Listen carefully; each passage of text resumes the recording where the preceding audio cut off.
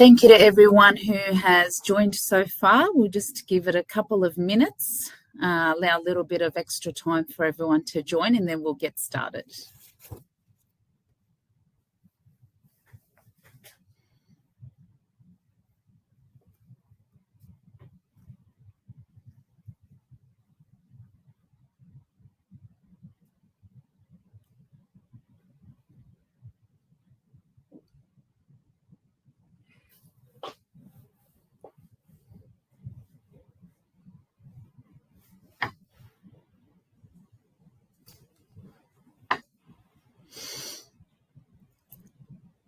I'll just give it another minute or two.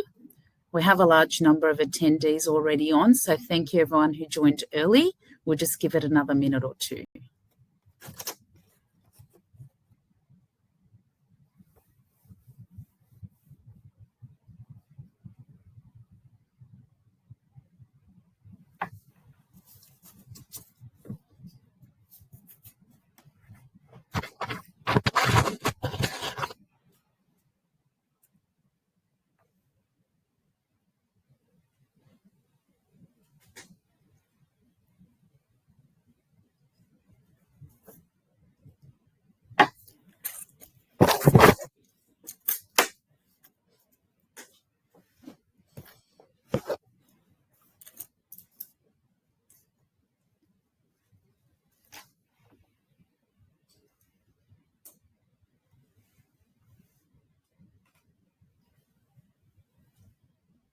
All right, I think we'll get started.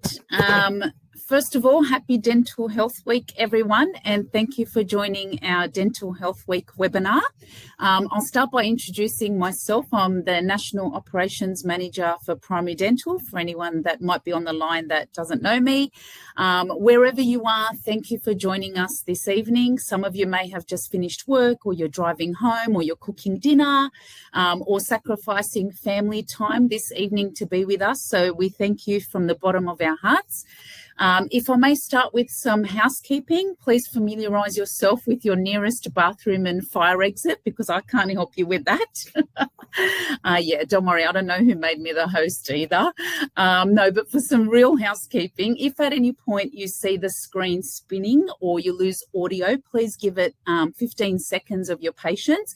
It just means that either myself or one of our presenters is having a technical issue and we just need to reset, and it's just very brief pause. I'm proud to say that this is a milestone moment, as it's our first ever webinar with representatives from both our 4Health medical business and from the Primary Dental business unit, representing integrated care at its best. For those of you who may not know, 4Health is the second largest primary health provider in Australia. We see more than 7 million patient visits each year attending our 84 large-scale medical and dental clinics. Our centres are a one-stop hub for the community's healthcare needs, and they include general practice, dental, women's health, skin clinics, imaging, pathology, and they even have a pharmacy on site, which is really handy. Our dental business is branded Primary Dental, and we're the 5th largest dental service organisation in Australia. We are the only medical and dental business who's currently working on an integrated care model. And tonight's webinar is a really great example of how much of a priority this is for both our dentists and also our GPs. 4Health is also the local leader in urgent care clinics, which triage emergency department presentations. We currently have 17 government-funded urgent care sites in areas of need, and in each of those sites there is an adjacent primary dental facility. I'd now love to introduce our two presenters this evening. In case you're wondering, it's not going to be me that's speaking. We've got two excellent presenters. Dr Carolyn Roesler is a GP at our Elizabeth practice in South Australia and is also our 4Health Regional Clinical Director for South Australia. Dr Roesler has worked as a GP for more than 25 years and is passionate about actively involving her patients in their own health plans and promoting overall good health and wellness.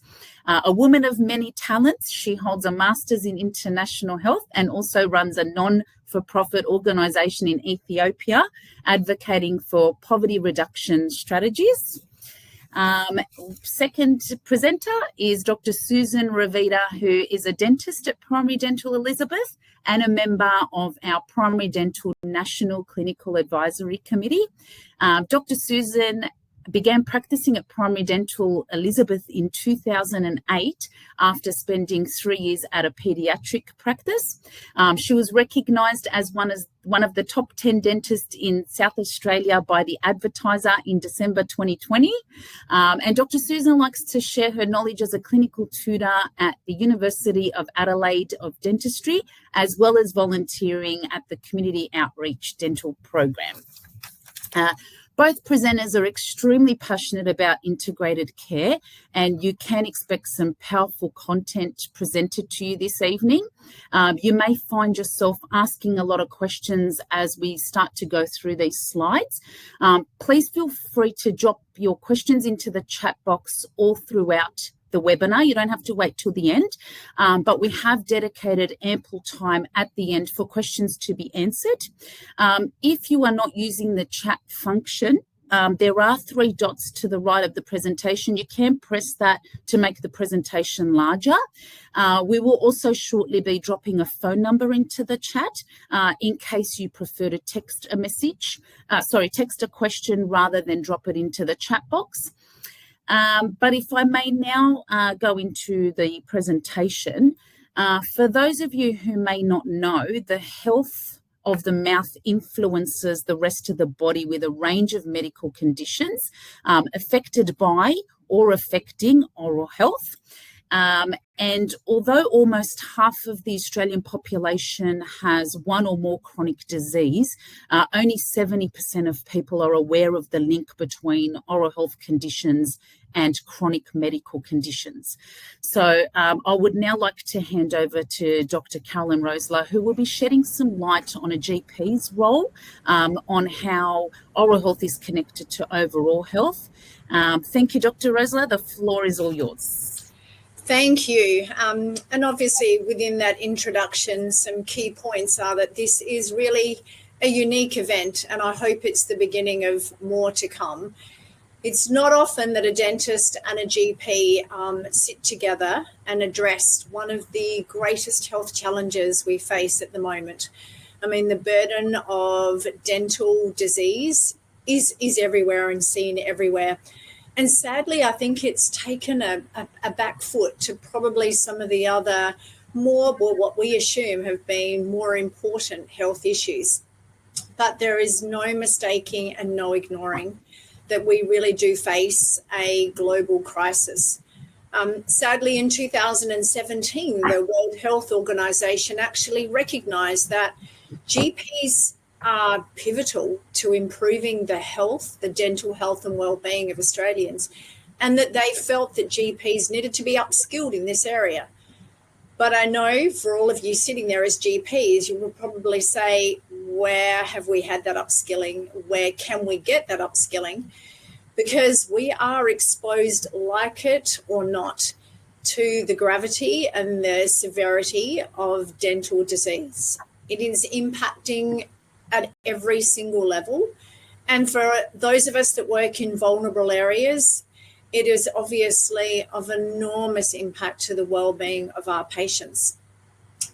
I think traditionally, because of the difficulty for GPs to get their head around dental care, it has often been not forgotten, but probably just put back and a secondary thought for GPs. I mean, we don't have much training, and we sometimes dare to delve into the dental areas. There was a recent great article by the college that said, you know, doctors are doctors, dentists are dentists, will ever the twain meet? Well, we have to meet, and we have to find common ground and work together, because this burden won't go away by us continuing to work in the silo that we have been. You know, we hear the cliches of, I'm not a dentist. Goodness, don't ask me about your teeth. I can't help you with that. It's not my issue. Well, we're not going to become dentists by the end of the night, but we are definitely going to hopefully feel more comfortable and really more appreciative of the role that we can have helping and assisting our patients as we navigate through what, as I said, is a health quandary at the moment and needs such a great input from both dentist and GP. I hope by the end of this talk that we've really can now think that we have put the mouth back in the body, that we're not, as I comment on a TED Talk dentist, we don't have a set of teeth walk into the consult and leave the body behind. The two are mirrored together. We can't manage our patients' health if we don't look at the dental health as one. And there is so much scope for collaboration, as I will discuss in the next 20 minutes. So I said, oral health is, it rarely is the centre of attention for patients. They will often come in and might pass a comment that their teeth are sore, and you might ask about their dentition status in passing, but very quickly they'll move on to other health issues. And I think in our comfort zone, we will quickly move with them to other health issues and not necessarily take the time to focus or further ask questions about what do they mean by the dental pain that they're in. And I said, we know now there is a great BT study that has just come out, which was part of a BEACH study, that shows that we really do think that GPs are and have pushed back on asking more questions just because of lack of confidence, not because they don't genuinely care about the dental health of patients. The comorbidities, patients often assume that it's, seeing a podiatrist is of great importance because their feet are sore, and that's what's drilled into their mindset. They want to see a dietitian because of weight issues, but they don't actually get that it's the type of food that they're eating, it's the diet that they're on, and it's obviously their oral health, which is pivotal to often controlling some of the burden of their chronic health issues. If you didn't think it was a role that GPs were already involved in the last 16 months, there were 780,000 GP consults for dental pain and oral health issues. And we find that most of these are actually men, and most of them are actually in the areas of low socioeconomic regions. They're often the Aboriginal patients, and they're certainly the new arrivals. So GPs, again, we are in the thick of it. We wrote 1 million scripts for Panadeine Forte and amoxicillin. And I know there's a lot of criticism about the script writing, be it, that's not the way to manage dental health. Well, we know that recognising and treating and getting patients to the right areas to get their health and get their teeth seen to makes a massive difference. So I think that GPs can really actually probably be proud that we are in the space and we are doing something, and probably more than you realise. But I think there's plenty of scope and reach areas that we can improve upon. Oral health is important from birth to death, and Susan is going to really focus on the children's health and dental, catastrophe that we're in with rising dental issues that children are facing. And we know that in our elderly patients that the loss of teeth can be really, really a significant impact on their well-being and actually desire to live. I was lucky to be involved 10 years ago on the steering committee. Now, that was a first. It was the SA government had a sole GP with 14 dentists that were really, really concerned about the well-being of our elderly populations. It was a great pilot program, and it really just involved going into nursing homes and looking at the isolated elderly and just getting their teeth and their issues addressed. Now, it was of outstanding success, but sadly, again, it took a backseat to other budget, and the pilot program ceased, knowing that we had an enormous scope here to address the health of the elderly and especially the dental care. So we know that, our elderly patients often don't complain about the burden of not being able to eat. They actually just accept. They're on soft foods, they're dipping their biscuits in tea, and they honestly believe that that's the way it needs to be. We might ask, the nurses might ask in a care plan, does money limit the types of food? Well, yes, it does, and that's a significant point as to why we are facing a crisis with financial constraints making access to dentists even harder for everyone, every Australian. But we often find that the elderly are not asked, is it your teeth that make you need to have custards and yogurts? And why are you consuming soft foods? We know sadly too that often the elderly are on a myriad of medications, and I'll speak about that later as to a great touch point for GPs. Their mouths are often so dry that they can barely even eat, and they're having to carry around lozenges or have cups of water next to the bed because their mouth is so dry from the medications that we've prescribed. So faced with this burden of their chronic diseases that they have already, the fact that they can't eat properly, the fact that their mouths are dry, it's no way for the elderly to be living. And in this space, again, it's a big focus point for when we're seeing our elderly patients. I think often we assume too little too late. They're edentulous, they've lost all their teeth, their mouths are dry, what does it matter? Well, I think it does. And if we can improve upon even lessening the burden of a dry mouth or improving the hygiene and getting rid of some of their gum disease, it is obviously going to give them a much better hope of better outcomes in their health. This is just a reminder, and Susan will also expand upon this, about the fact that really the mouth is the epicenter for the health. We cannot possibly address health issues, and especially the chronic health issues that patients face, without addressing the oral health. It affects every single part. Your patients are 2 times more likely to have cardiovascular disease and a myocardial infarction. They're more likely now, with the stats are looking at 3 times the incidence of a stroke. The incidence with your patients with chronic lung disease is 3-fold chance of pneumonia and infective exacerbations of their COPD. We know there's a bidirectional link with diabetes. Oral cancers are increased. And significantly, one touch point that I want to bring up, and we'll touch point against the life cycle in general, but adverse pregnancy outcomes is really one of the, it's a really significant fact that, the burden of gum disease should not be, and of something so preventable, yet we can have dire outcomes in fetus by a pregnant mother that hasn't attended to her dental well-being and healthcare.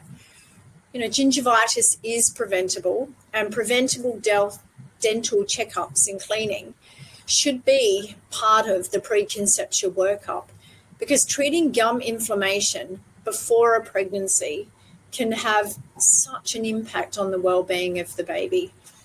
Regular dental checkups in pregnancy is not too late either, and should be part of antenatal care to alert to women that attending to the dental care in pregnancy is not a trivial issue. It's a major issue.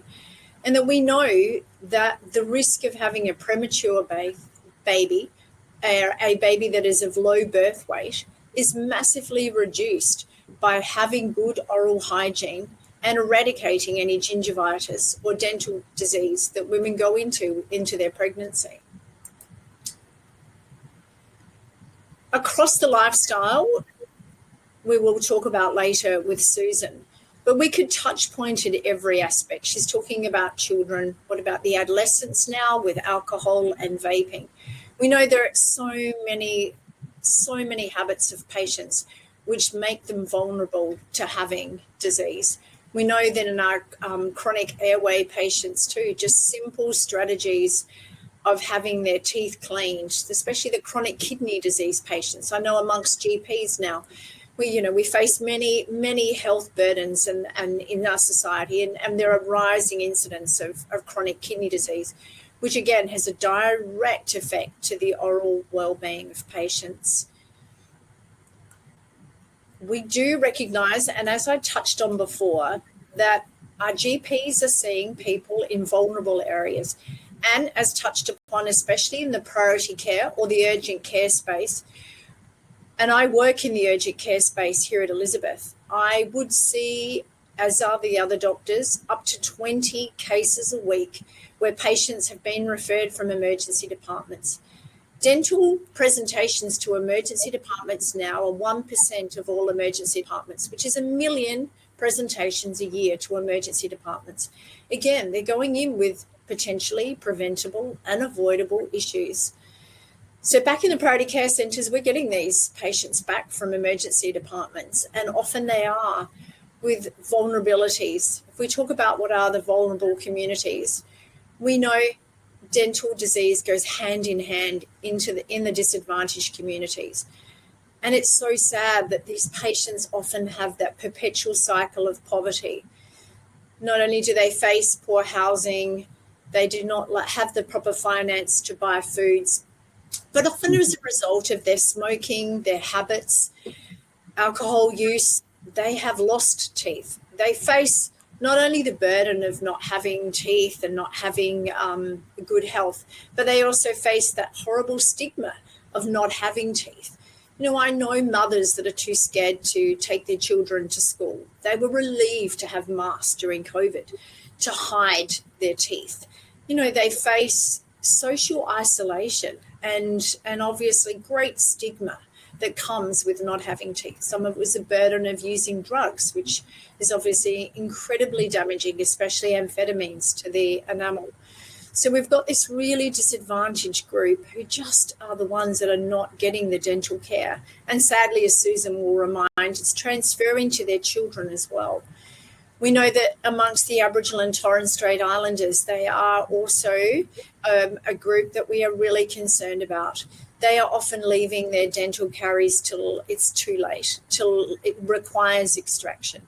And with their high incidence of chronic disease burden, they are also facing complexities as a result of not having oral health attended to.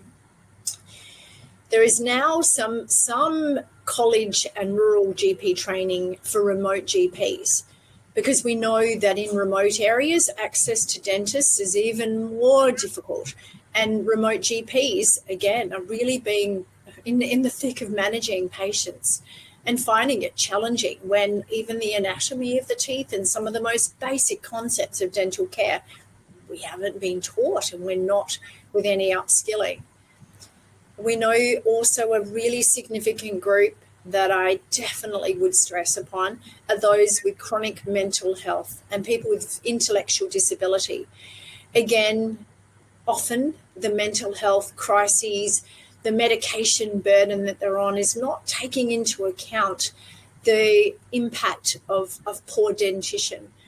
They often are forgotten about in terms of their dental health, and they do need special consideration because their medications are often having a great impact and burden on the saliva in their mouths, and hence really causing decay to be at a rapid rate in this group. And again, they've got enough of a burden with their mental health, let alone face that social stigma of not having any teeth and having to live behind a mask and fearing sort of the repercussion and what people think.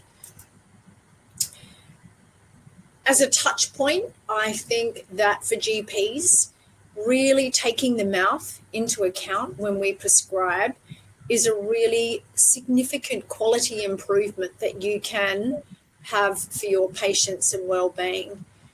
We know there are more medications than this is not even an inclusive list. The list is exhaustive.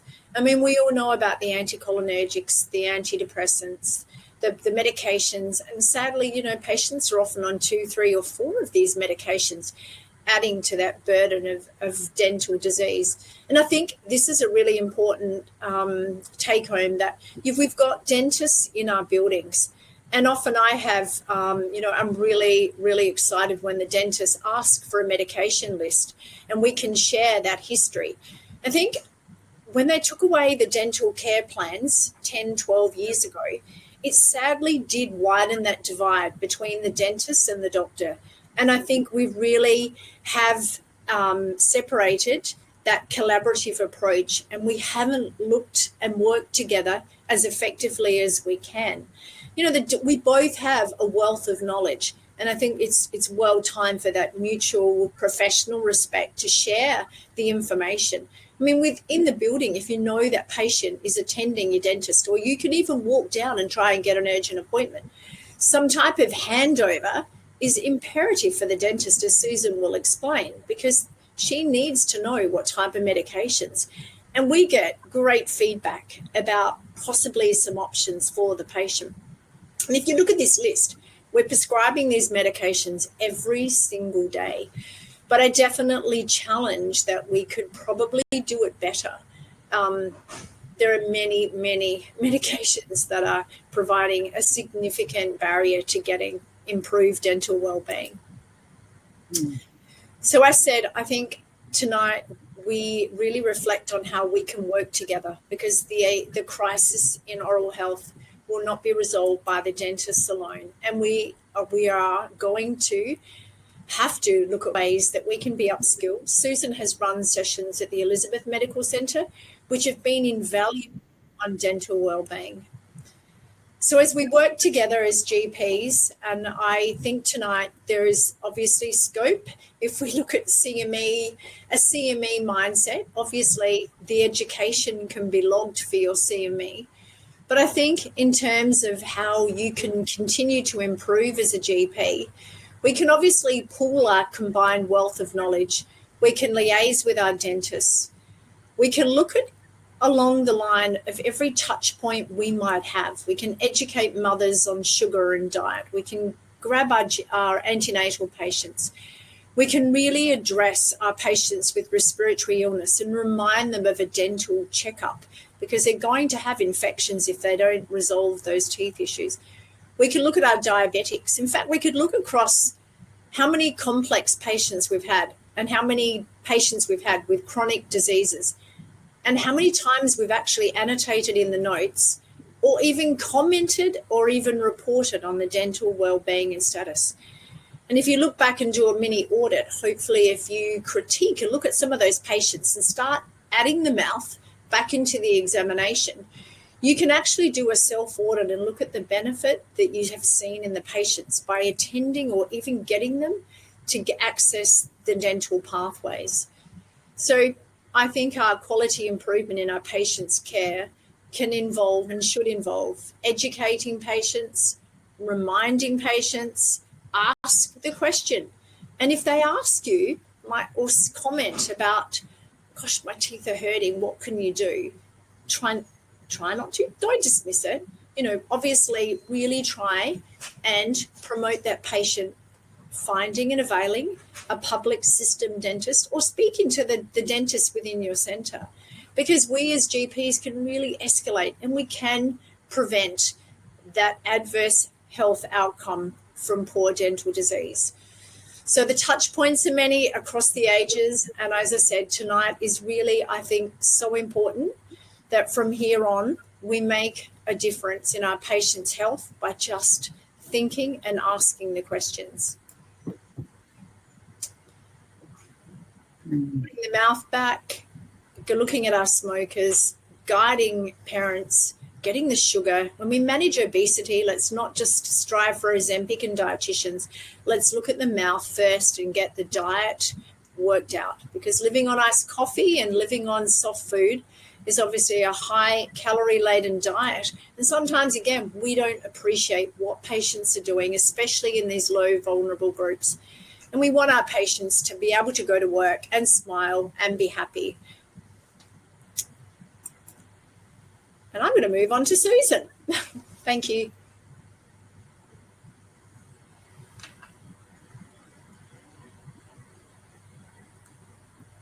Thank you very much, Carolyn. I'm Susan Ravida. I work here at Elizabeth, as I was told earlier, and I want to thank everyone for joining us tonight. We want to focus tonight on how the body, the mind, and the mouth work or connected. As Dr. Carolyn has been saying earlier, a lot of the times we don't connect the mouth to the body, which I find a little bit ironic because the mouth is this entry point of food, entry point of it has to be part of the body. Tonight, I will be discussing some ways poor oral health can affect the entire body. Dr. Carolyn has already touched some of those topics. I'll be expanding on some others. And I want to stress also the importance of co-management of patients between the GPs and the dentists, because the patient isn't only my patient, it's also the GP's patient. So we need to work together to get the patient healthy. So good oral health is fundamental to overall health and well-being. Without your good oral health, patients with poor teeth and gums, it affects everyday living. They don't eat well. They tend to shy away from social situations because they don't want to be seen without teeth or with bad breath or with poor teeth. And when they are in pain, they don't want to work or they can't do everyday tasks easily. So it's very important to have good oral health. The two most common dental diseases that affect people are dental caries and gum disease or periodontal disease.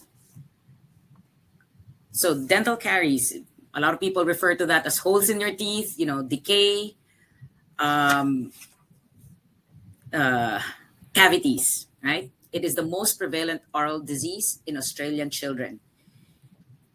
In children aged 5 to 9, according to the health study done in 2012 to 14, 42% of children suffer from tooth decay, and alarmingly, 32% are untreated. So if you look at the slide I have up, you can see your state, and compete with the next state. You'll see that more than almost half don't get their dental caries treated in children aged 5 to 9. And in 2021, in the age of 5 to 9-year-olds, they had the highest rate of potentially preventable hospitalizations due to dental conditions. So that's basically tooth decay in children 5 to 9. This is where the sugars come in. This is where the oral hygiene comes in. Educating the parents, educating the children on what to eat comes in. How we should work together with the GPs in guiding the parents. Gum disease is or periodontal disease can be divided into two. The early stage one would be gingivitis. It's caused by the buildup of plaque.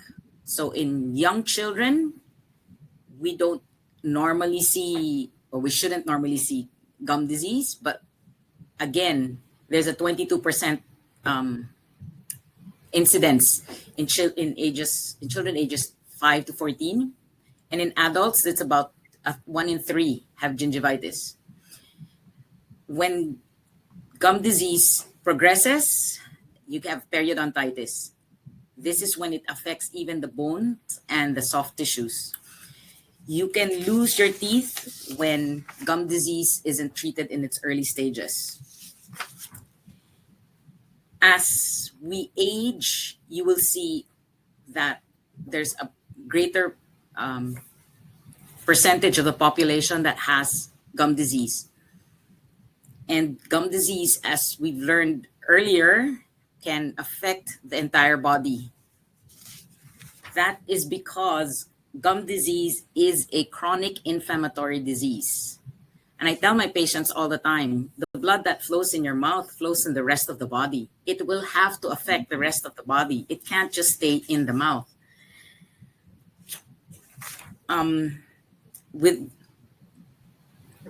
As the points that Caroline had pointed out earlier, we have a lot of medical conditions where gum disease plays a role.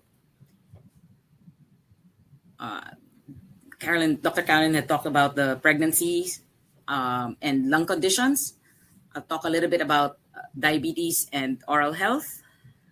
Because gum disease, like I said, is a chronic inflammatory disease, They found that it has a causal and bidirectional relationship with diabetes, meaning those that have difficulty controlling their gum disease end up having difficulty controlling their blood sugar levels. And the opposite happens as well. Those that don't get to control their blood sugar levels tend to have more gum disease. I've had lots of patients that come in that they say, oh, I don't have any issues, but they have really bad gum disease. And if you ask them, have you seen a doctor? They say, oh, I haven't gone to one.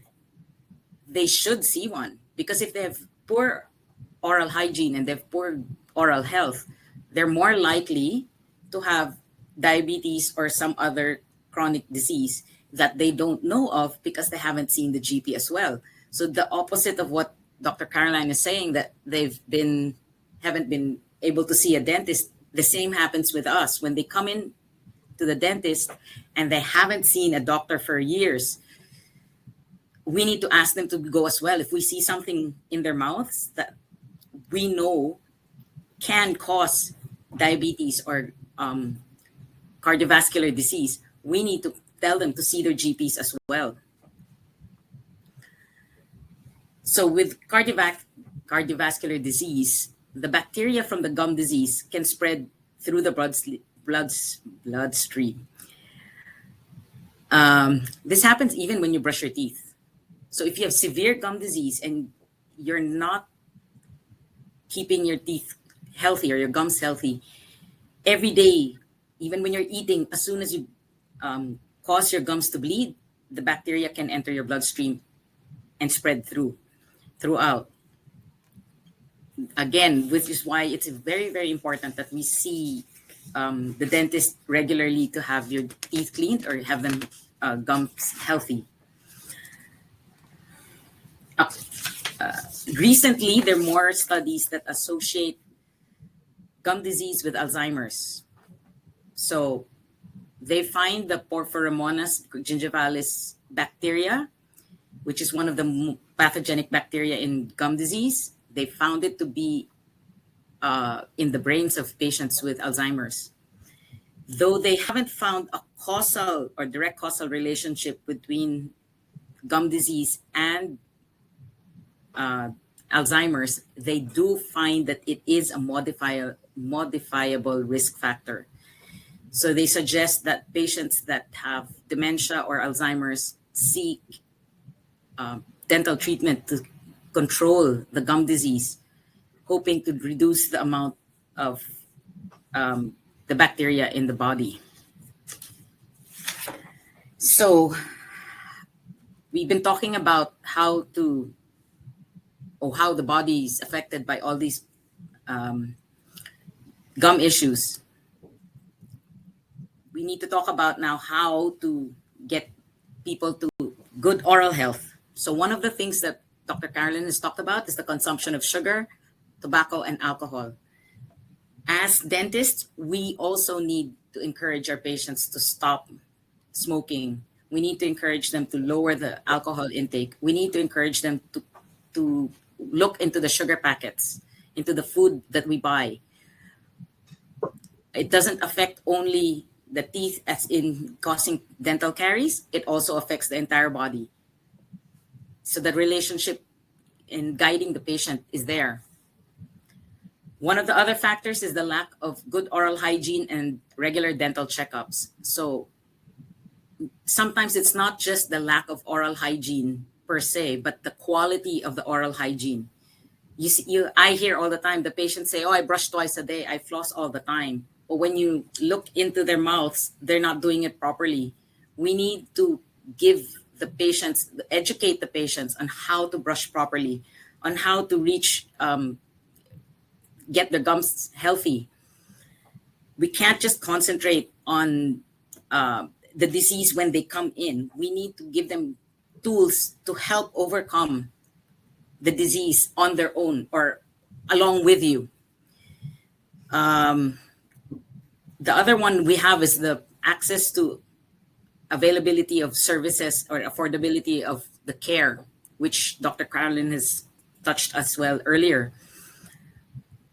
In 2014, Medicare started the CDBS, or the Child Dental Benefit Schedule, which allows us to have about $1,000 worth of dental treatment under Medicare. You need to be eligible for Medicare, and the parent or child must receive an eligible payment from Centerlink. What is disheartening is that this program was started in 2014, and yet in 2021, dental conditions were the highest preventable disease for hospitalizations in children aged 5 to 9 across all of Australia.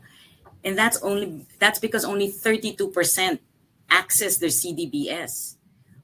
As the GPs and the dentists, we need to let our patients know you can have your to check if you are qualified, like if your children are qualified, and to access that care. If you have 42% of the dental population between the ages of 5 to 9 who don't have treated dental caries, here's a way to have them treated. We have that funding. The funding is there.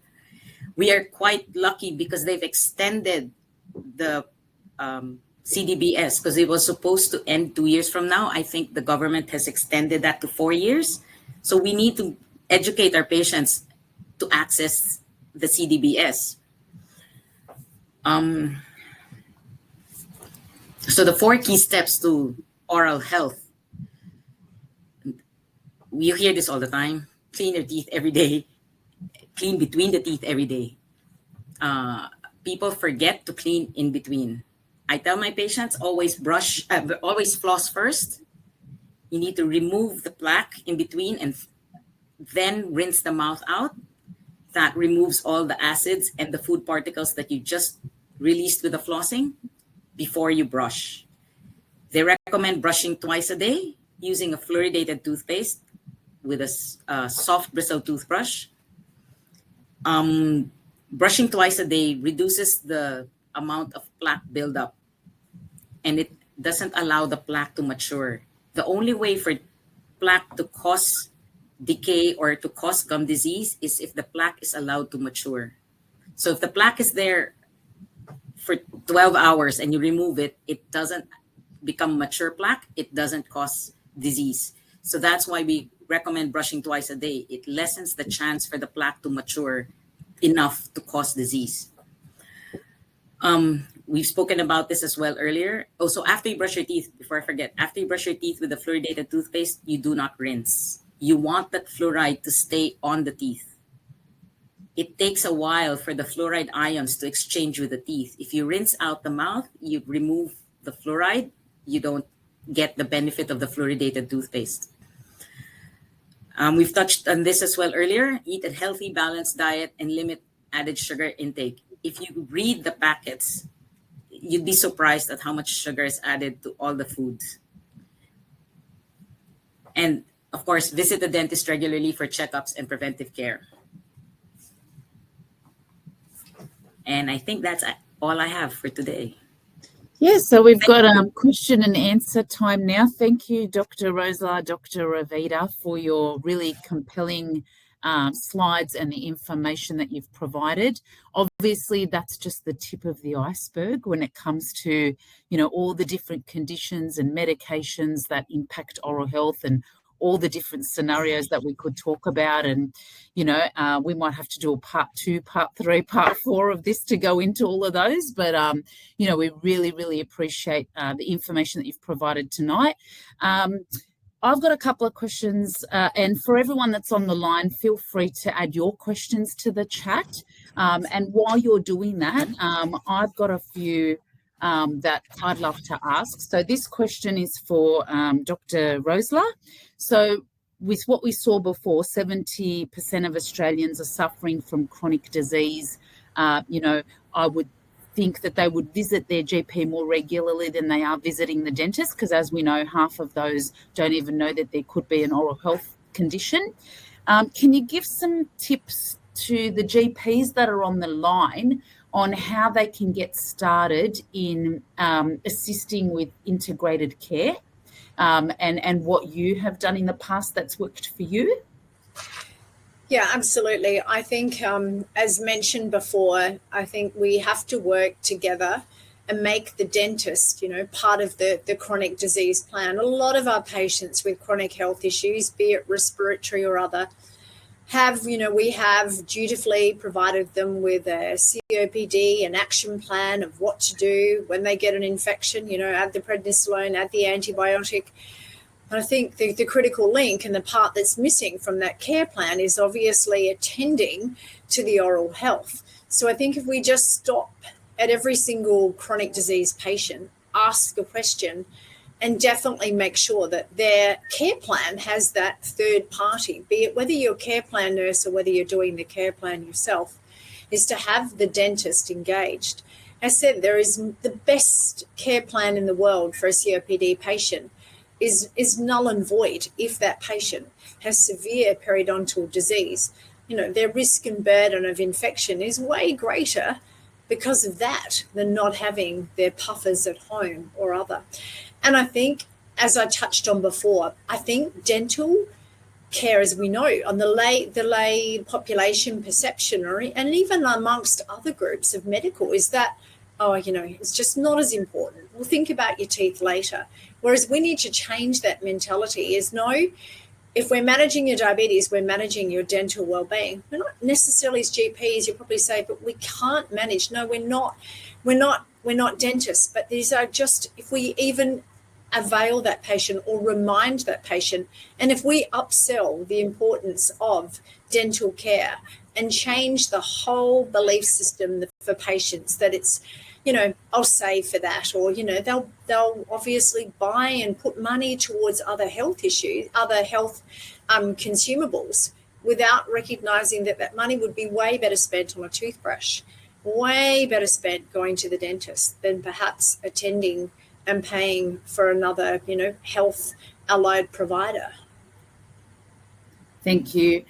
And another question we've had come through is at what stage, and this is, we would, both of you, we'd like the input from both of you about this. At what stage of a pregnancy should a patient be referred to a dentist? We spoke about pregnancy before as a high priority case earlier in the slides. At what stage, we'll probably start with Dr. Ravida, at what stage should a patient planning for pregnancy, or if they are already pregnant, when should they be seeing the dentist? When is the safest time? Preferably, obviously, before they get pregnant. That's what you want to see them, because that would mean that they're healthy before they get pregnant, or the mouth is as healthy as possible before they get pregnant. But when they are pregnant already, it's safest to see them for routine care during the second term of pregnancy. If it is an emergency, that doesn't matter what term of pregnancy you are in, but if you're going to go for routine care, it should be during the second term. And there's a point through the pregnancy where x-rays can't be taken as well. Is that right? At the moment, they're not saying that x-rays are contraindicated anymore. Okay. All right. Well, that's good to know. Because you get radiation, more Protection. radiation. No, you actually get more radiation flying from SA to Melbourne. Oh, thanks for that. It's good to know. All right. And to Dr. Roesler, how practical is it for a GP to be able to refer a patient who's planning pregnancy?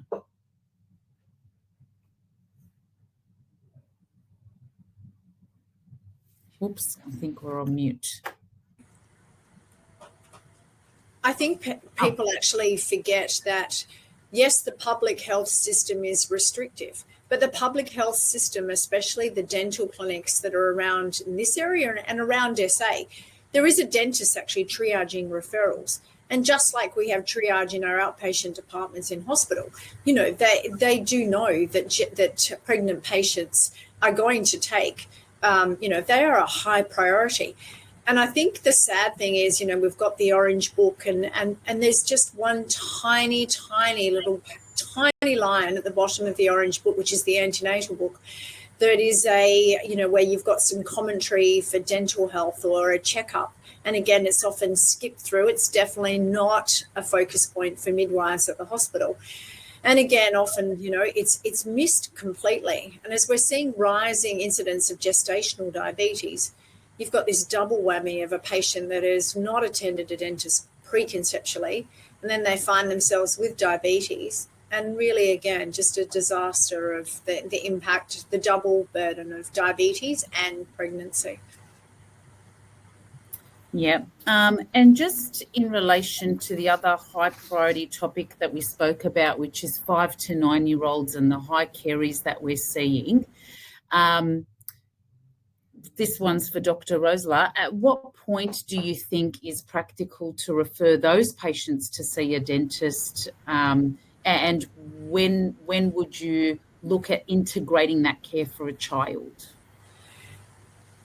Look, it's probably something from almost from birth, sadly, as we watch patients, introduction of solids early, and obviously the knowledge of solids which are helpful, and obviously formulas these days, which we know are often high caloric and not necessarily protein based, they're more sort of carbohydrate based.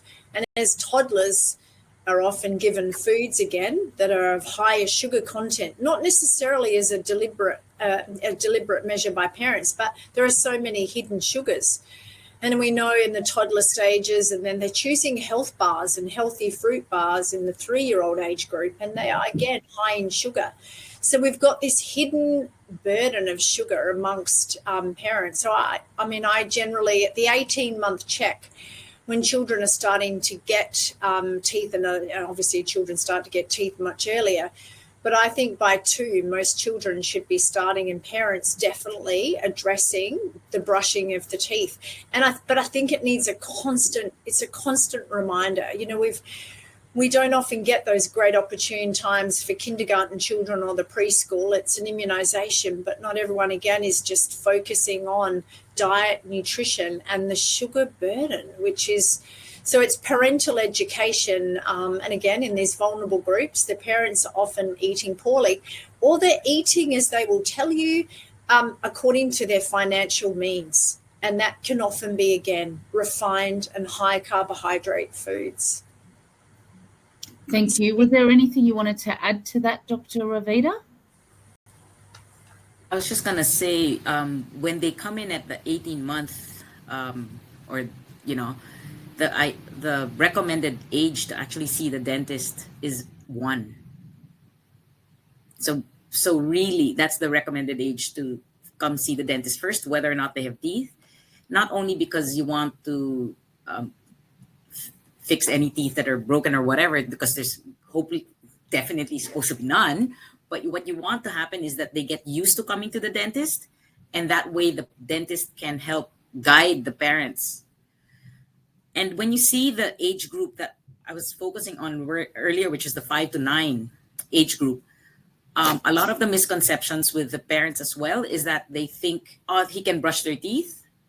The stand now is, especially by the SA Dental Service, if they cannot tie their shoelaces by themselves, they don't have the dexterity to brush their teeth.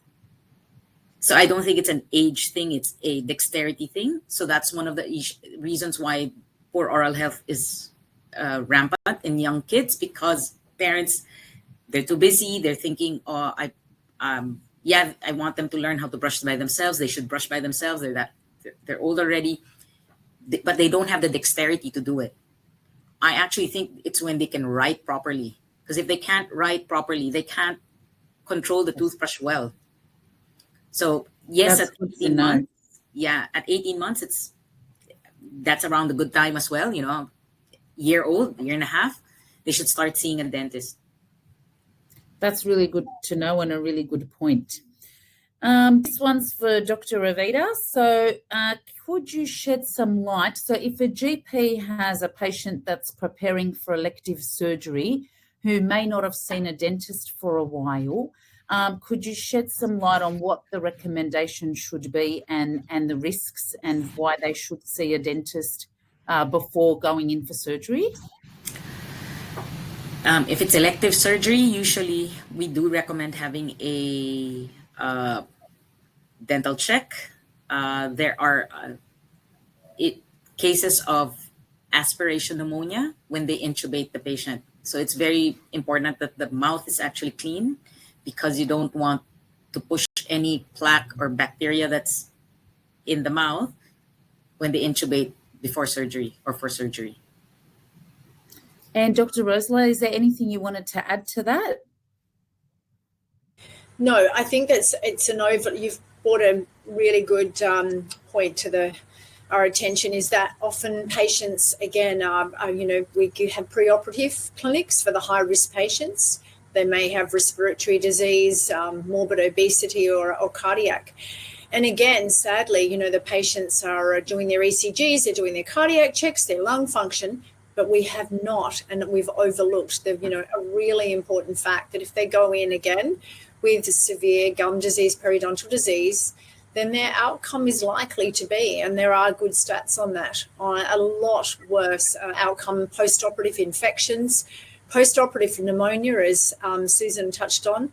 Aspiration is not uncommon in an obese population having high-risk surgery. And again, if that, they have already a burden of oral disease, they face a much higher chance of pneumonia and a hospital-acquired infection. Thank you both. There is also, we spoke about before how medications can contribute to dry mouth in patients, and then dry mouth can contribute to poor oral health and gingivitis. We know that there's over 400 medications that can cause xeristima, the condition. So, Susan, Dr. Ravida, the question would be, what questions can a GP ask a patient to identify if they have dry mouth and whether they need to see a dentist as soon as possible to have a checkup? Well, when you are taking those medications, you're more than likely having a chronic disease, so you should be seeing the dentist anyway, right? But not everyone is affected by dry mouth the same way. So yes, they dry the mouth, but not everyone has the same consequences. So some of them don't feel like it doesn't bother them with their eating, but some people can't swallow because of the gravity of the dry mouth for them. So it depends on what is how it affects them. Usually, like Dr. Carolyn touched on earlier, she said, take lots of water, they have the gums as well to increase the saliva, to do more protective things for the teeth, like habits, like the brushing with use of tooth mousse or use of the dry mouth rinses, things like that. There's also saliva replacement things if they're really, really, really having difficulty swallowing and stuff like that. Excellent, thank you. Okay, now there is another question about are there any red flags, and this one's probably another one for Dr. Ravida, but Dr. Roesler, feel free to jump in. You've probably seen a lot of these cases yourself. Any red flags that should prompt an immediate referral from a GP to a dentist? I think the number one would be facial swelling. And I think there's a lot that go into the hospital for facial swelling. I think depends on how the facial swelling is, though, because sometimes the facial swelling is too much and it needs IV antibiotics. So then you end up going back to the doctor or the hospital. Yeah. But yeah, facial swelling is usually the number one or the first one that they come in with.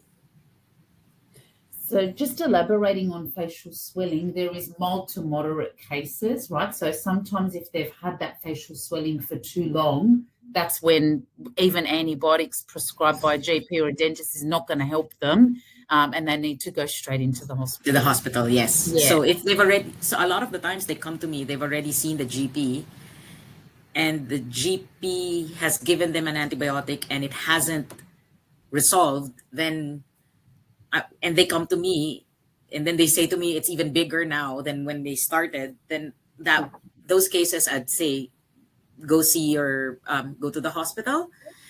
Unfortunately, sometimes when they do get to the hospital doesn't know what to do with them.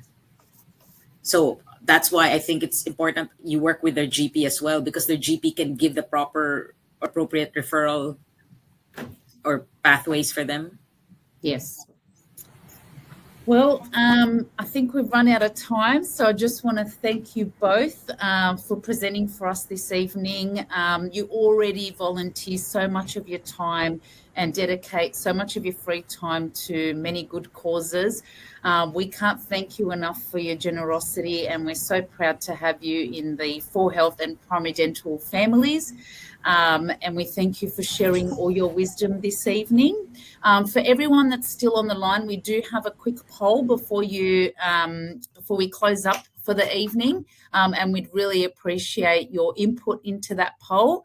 And thank you so much for joining and giving up your time. And like I said, there could be a part 2 to this. Just watch this space, and happy Dental Health Week. Thanks, everyone. Good night. Thank you. Thank you, everyone. Thank you.